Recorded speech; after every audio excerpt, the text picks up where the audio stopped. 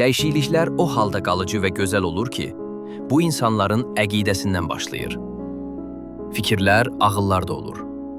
Ağıllar isə məcburiyyətlə düzəlmir. Əgər bir cəmiyyətdə savadsızlar, nalayiqlər çoxdursa, bu cəmiyyəti məcburiyyətlə yox, fikirlərin dəyişməsi ilə təmizləmək olar.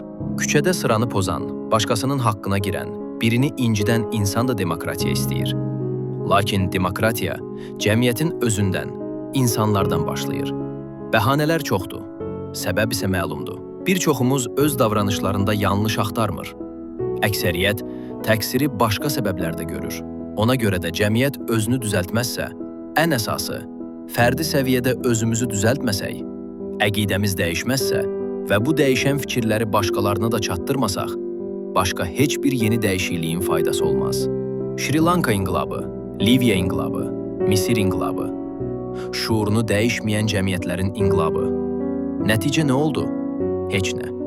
Daha da ağır vəziyyət. İngiltərə, Amerika qanunlarını qəbul etməklə cəmiyyət düzəlmir.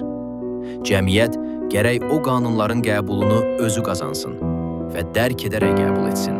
Bugün insan haqları olmayan Əfqanistanda, Somalidə ən ideal qanunlar qəbul olunsa belə heç nə dəyişməyəcək. Cəmiyyət özü gərək əqidəsini dəyişsin.